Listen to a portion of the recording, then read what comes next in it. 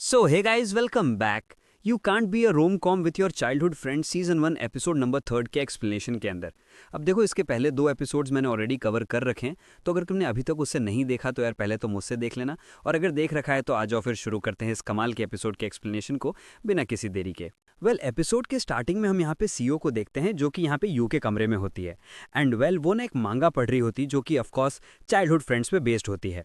And उस मांगा के अंदर जो अपना मेन कैरेक्टर होता है ना, वो अपने चाइल्डहुड फ्रेंड से अपने लव का कन्फेशन करता है, और जो उसकी दोस्त होती है, मतलब उसकी फ्रेंड होती है, वो भी उसको हाँ कर देती है।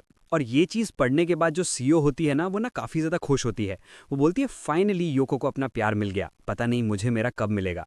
एंड वो यू की तरफ देखती है, और हम देखते भाई यू यहाँ पे ना काफ़ी तगड़ा खराटे ले रहा होता है, और अपनी बंदी यू की तरफ देखती है और बोलती है चाहे कुछ भी हो जाए, मैं यहाँ पे ट्राई करूंगी कि जो यू है ना, उसे ना मैं अपने साथ रोम कॉम में लेके आऊँ। और भाई इतना कह के ये बंदी यहाँ से निकल जाती है। सीन शिफ्ट होता है जहाँ पे हम देखते हैं अपने यू को, जो कि अपने स्कूल के लिए निकल रहा होता है, और वो बोल रहा होता है कल का दिन सच में बहुत ज़्यादा बेकार था। और हमें थोड़ा सा फ्लैशबैक दिखाया जाता है जहाँ पे जो यू होता है ना, उसने यहाँ पे एक मांगा खरीदी होती है जिसका नाम होता है my childhood friend is just too cute. मतलब वो मांगा भी ना चाइल्डहुड फ्रेंड पे बेस्ड होती है। और वो जब उसे लेके घर आ रहा होता है, और फिर वो मन में बोल रहा होता है कि चाहे कुछ भी हो जाए, मुझे ना ये बात सीओ और आक्रीन को कभी नहीं पता चलने देनी है कि मैं यहाँ पे चाइल्डहुड फ्रेंड्स की मांगा पढ़ता हूँ। और भाई इस बंदे ने ना अपना पूरा लुक चेंज कर रखा होता है।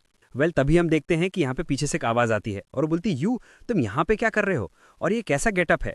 यू जैसे ही पीछे मुड़ के देखता है, भाई यहाँ पे सीओ और आक्रीन दोनों होती है, और वो लोग बोलती है आखिर तुम छुपा क्या रहे हो। वो दौड़ के जाती है और बोलती है अब चलो भी, तुमने अभी अभी क्या छुपाया हमें दिखा भी दो। और वो लिटरली पकड़ के उसे हिलाने लगती है, मेरा मतलब यू को हिलाने लगती है। एंड तभी हम देखते हैं कि जिस मांगा को यू ने अभी छिपा रखा था ना, वो सडनली उसके शर्ट से नीचे गिर जाता है, और आक्रीन की नज़र उस पर पड़ती है, और ये लोग बोलते क्या तुम ये मांगा पढ़ते हो। और तभी सीओ बोलती है अरे ये तो वही मांगा का पार्ट है ना जो तुमने ऑलरेडी अपने बेड के नीचे छिपा रखा है। ये बोलते क्या, लेकिन तुम्हें इसके बारे में कैसे पता है। तभी सीओ बताती है कि ओ दरअसल उसके बारे में ना मैं तुम्हारे रूम में आई थी, और मैं यहाँ पे ना तुम्हारे रूम में सोई हुई थी, मतलब नीचे, और तभी मेरी नज़र उस मांगा में पड़ी तो मैंने उसे पढ़ लिया। और तभी आक्रीन बोलती है अरे यू तुम्हारी ऐसी फैंटेसी है, मतलब क्या तुम अपने चाइल्डहुड फ्रेंड्स के बारे में ऐसा सोचते हो, अगर तुम्हारे अंदर कोई फीलिंग्स है तो चलो भी बता भी दो। मतलब भाई ये दोनों यहाँ पे इसकी टांग खींचना चालू कर देती है, एंड यहाँ पे अपना बंदा ना वापस से ट्रॉमा में चला गया होता है। सीन फिर से प्रेजेंट में शिफ्ट होता है, और तभी हम देखते हैं यहाँ पे पीछे से सीओ आती है और वहाँ पे यू को पकड़ती है, और भाई लिटरली वो उसे काफ़ी अच्छा फील देती है, मतलब उसके आँख को पकड़ के, और बोलती है अब बताओ भाई मैं कौन हूँ। ये बोलता है चलो भाई मुझे पता है कि तुम यहाँ पे सीओ हो।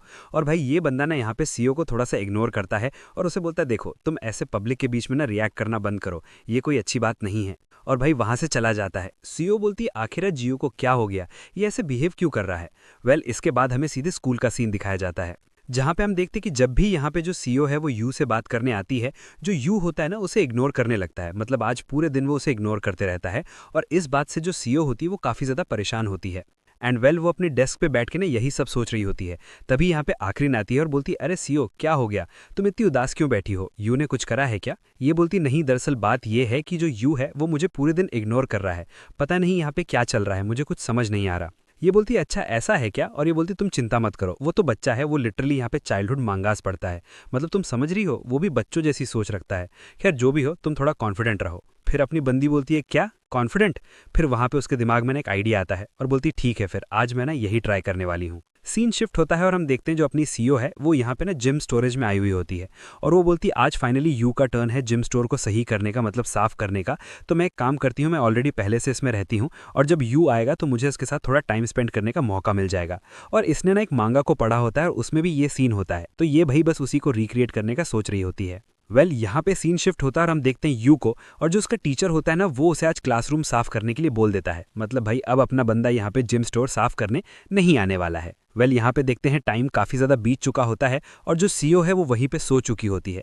एंड सडनली उसकी आँख खुलती है, और वो नोटिस करती है कि दरअसल वो उसे वहीं पे जिम स्टोर में ही बंद करके सब लोग चले गए हैं। और यहाँ पे अपनी बंदी बोलती है इसका मतलब ये है कि जो यू है उसने आज जिम स्टोर की सफाई को स्किप कर दिया है, और वो वहाँ पे चिल्लाने लगती है कि अगर कोई है तो यार प्लीज़ मेरी मदद करो। यहाँ पे कोई नहीं आता है, और जो अपनी सीओ होती है वो वहीं पे बैठ के अपना टाइम स्पेंड कर रही होती है, और भाई इसकी जो मोबाइल की बैटरी होती है वो भी ऑलरेडी ख़त्म हो चुकी होती है। तभी हम देखते हैं यहाँ पे ना कोई गेट तोड़ने लगता है और यहाँ पे अपनी बंदी को लगता है कि शायद ये कोई होगा जो मुझे बचाने आया। तभी गेट खुलता है और हम देखते हैं यहाँ पे कोई और नहीं बल्कि खुद यू आया हुआ होता है सीओ को बचाने के लिए। और वो बोलता आखिर तुम यहाँ पे क्या कर रही हो? मुझे पता था कि तुम हो ना हो यहीं पे मिलोगी। और ये देख के सीओ कुछ ज़्यादा ही खुश होती है। वो बोलती मैं सच में काफ़ी ज़्यादा इंप्रेस हो गई कि तुम्हें पता था कि मैं कहाँ मिलूंगी। ये बोलता है हाँ हाँ मुझे पता है, क्योंकि तुम मेरी बचपन की दोस्त हो तो मुझे तुम्हारे बारे में हर कुछ पता है। ये बोलती क्या सच में? ये बोलता है हाँ। और ये बात सुनते जो सीईओ होती है उसको लिटरली काफ़ी अच्छी फीलिंग मिलती है। एंड वो यहाँ पे ना पास्ट के बात को याद करने लगती है, जहाँ पे जो अपना बंदा होता है वो उसके लिए यहाँ पे मीट बॉल्स लेके जाता है और ये लोग साथ में खाया करते। सीन वापस से प्रेजेंट में शिफ्ट होता है और यू बोलता है तो अब हमें चलना चाहिए। और तभी यहाँ पे सीईओ बोलती है तो चलो फिर हम घर चलते हैं, और यहाँ पे दौड़ के यू पे उछलती है और ये दोनों यहाँ पे नीचे लिटरली गिरते हैं और सीईओ नीचे होती है और यू उसके ऊपर होता है। और ये दोनों ना भाई लिटरली थोड़ी देर के लिए पॉज हो जाते हैं और तभी यू बोलता चलो हम चलते हैं, काफ़ी देर हो रही है। तभी सीईओ उसको रोकती है और बोलती नहीं, क्या हम थोड़ी देर के लिए और ऐसे रुक सकते हैं? यू काफी प्यार से उसके गाल पे अपना हाथ ले जाता है और उसको दाब के बोलता है अब चलो भी, तुम्हें पता है ना हमारा सब वेट कर रहे हैं, तुम्हारी वजह से आने और मैं बहुत ज्यादा टेंशन में थे। और तभी वो आकरीन को मैसेज करता है कि फाइनली यहाँ पे सीईओ मिल चुकी है तो हम अब आ रहे हैं। और तभी यहाँ पे बोलती नहीं, क्या हम थोड़ी देर के लिए भी यहाँ पे नहीं रुक सकते हैं? तभी अपना यू बोलता चलो ठीक है हम थोड़ी देर यहाँ पे तो रुक ही सकते हैं। और यहाँ पे हम देखते हैं ये दोनों फाइनली बैठ के बात करने लगते हैं और जो अपनी सीईओ होती है वो यू के काफ़ी करीब आ जाती है और यू को यहाँ पे समझ नहीं आ रहा होता है कि आखिर उसे बोलना क्या चाहिए। मतलब जो सीईओ है वो लिटरली आज काफ़ी अलग बिहेव कर रही है। और तभी यू बोलता है सीईओ ये तुम्हारी तरह नहीं है, मतलब तुम ऐसी लड़की नहीं हो। फिर ये बोलती दरअसल तुम आज बहुत अजीब बिहेव कर रहे थे तो मुझे लगा कि तुम यहाँ पे गुस्सा हो। ये बोलता है नहीं ऐसी बात नहीं है, वो तो मैं बस ऐसे ही कर रहा होगा, तुम्हें बस ऐसा लगा होगा। तभी जो सीईओ होती है वो लिटरली यू के काफ़ी पास आती है और उसके कंधे पे अपना सर रख के ना वहाँ सो जाती है। ऐसे चिपक के बैठी होती है। और यहाँ पे ये लोग काफ़ी ज़्यादा बात कर रहे होते हैं और यहाँ पे जो सीईओ होती है वो लिटरली अब अपने फीलिंग्स को उसके साथ शेयर करने वाली होती है। और तभी यहाँ पे ना कोई लाइट ऑन कर देता है और हम देखते हैं ये कोई और नहीं बल्कि अपनी आखरीन है, जो कि यहाँ पे काफ़ी देर से इन्हें ढूंढ रही होती है और यहाँ पे काफ़ी ज़्यादा ना परेशान होती है। वो लिटरली यहाँ पे सीईओ के पास आती है और उसे गले से लगा के बोलती है तुमने ये क्या करा और आइंदा ऐसे कभी गायब मत होना, तुम्हें पता है हम कितने ज़्यादा टेंशन में थे। फिर वो यहाँ पे यू के पास आती है और बोलती है तुम एक नंबर के पुत्र हो, तुम्हारा दिमाग नहीं है क्या? मतलब तुम्हें समझ नहीं आता कि अगर सीईओ तुम्हें मिल गई है तो तुम्हें एक मैसेज करना चाहिए। यू बोलता है पागल हो क्या, तुम देखो तो सही, मैंने तुम्हें 20 मिनट पहले मैसेज करा है। और तभी अपना फ़ोन देखती है और सच में यहाँ पे यू ने ना इसे काफ़ी पहले ही मैसेज करके बता दिया था कि इसे सीईओ मिल चुकी है। फिर ये लोग बोलते चलो ठीक है फिर हम यहाँ से चलते हैं। तभी आने बोलती वैसे एक बात बताओ, तुम लोग यहाँ पे अकेले क्या कर रहे थे? क्या तुम लोगों के बीच में कुछ हुआ है क्या? तभी यहाँ पे सीईओ बोलती नहीं नहीं बिल्कुल नहीं। वो बोलती है बस रुको मैं यहाँ पे ना फ्रेश होके आती हूँ। यहाँ पे चली जाती है और फिर यहाँ पे अपनी आने को लगता है कि भाई इन दोनों के बीच में ना ज़रूर कुछ यहाँ पे हुआ है और वो यहाँ पे ना बार बार अपने बंदे से पूछ रही होती है, बट अपना बंदा उसे इग्नोर कर रहा होता है। सीन शिफ्ट होता है और हम देखते हैं फाइनली ये लोग घर चले गए होते हैं और हमें यहाँ पे अगले दिन का सीन दिखाया जाता है, जहाँ पे हम देखते हैं कि जो अपना बंदा है वापस स्कूल आ रहा होता है और साथ ही यहाँ पे सीईओ भी होती है। और तभी ये लोग फिर से साथ आने लगते हैं और ये लोग जैसे ही रास्ते में आते हैं जो अपना यू होता है वो बोलता है सीईओ वैसे मुझे कल के बारे में पूछना था, कल तुम मुझसे क्या कहने वाली थी?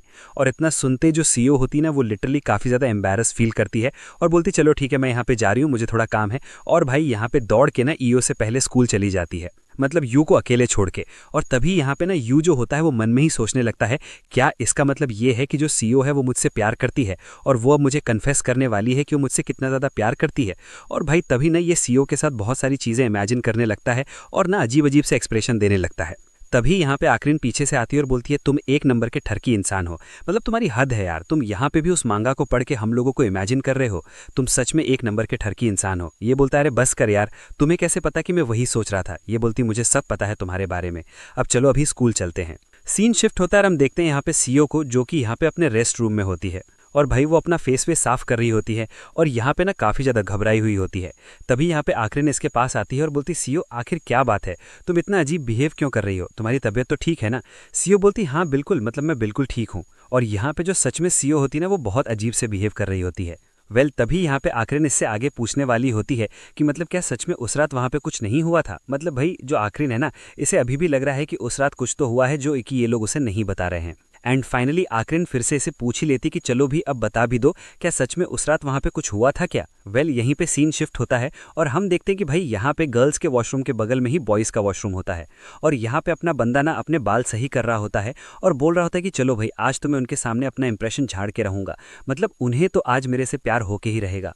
और तभी इसे सुनाई देती कि ये दोनों ना यू को लेके लड़ रहे होते हैं, मतलब बात कर रहे होते हैं, और अपने यू को लगता है कि अरे यार ये दोनों मेरी बातें क्यों कर रही हैं, और वो भी इतना चिल्ला चिल्ला के, मुझे जल्दी जाना होगा। एंड वेल ये यहाँ पे दौड़ के जाता है, और यहाँ पे जैसे ही पहुँचता है ना, तभी हम देखते हैं सीईओ को, जो कि यहाँ पे आकरीन को कुछ बोलने वाली होती है। और जैसे ही वो यहाँ पे सीईओ को देखती है ना, वो लिटरली अपने बात को चेंज कर देती है। तभी सीईओ बोलती, ओ दरअसल मैं ये बोलना चाहती थी, मैं ईओ को तो कभी डेट ही नहीं कर सकती, वो अच्छा बंदा नहीं है, मतलब कि क्या यार वो बच्चों जैसा है। और ये बात सुनते ही जो ईओ होता है भाई, उसका दिल टूट जाता है। वो बोलता है अब मैं क्या करूं, इन दोनों ने लिटरली मेरे मुंह पे मेरी बेइज्जती मारी है। अब मेरे पास बस एक ही ऑप्शन बचता है, और वो ये है कि मैं जिम जाऊंगा और अच्छी खासी बॉडी बनाऊंगा। और भाई अपना बंदा यहाँ पे अपना टूटा हुआ दिल लेके निकल लेता है। और तभी यहाँ पे सीईओ देखती है और बोलती, यू आखिर तुम्हें क्या हो गया, तुम ऐसे क्यों जा रहे हो। यू बोलता है अब तुम्हें कुछ एक्सप्लेन करने की जरूरत नहीं है, मैं सब समझ चुका हूँ कि मुझे अब क्या करना चाहिए, मुझे अब खुद को सही है करना होगा। और भाई लिटरली ये रोते हुए भाग रहा होता है कि मतलब मेरे साथ यहाँ पे काफ़ी गलत हुआ है, इन दोनों ने मिलकर मेरे सपनों को तोड़ दिया है। और यहाँ पे हमें दिखाया जाता है आकरीन को, जो कि अभी भी यू के बारे में सोच रही होती है। और वो सोच रही होती कि यार जो यू है वो कितना ज़्यादा डम बंदा है, मतलब उसे अभी तक समझ नहीं आ रहा है कि हम लोग उसे प्यार करते हैं।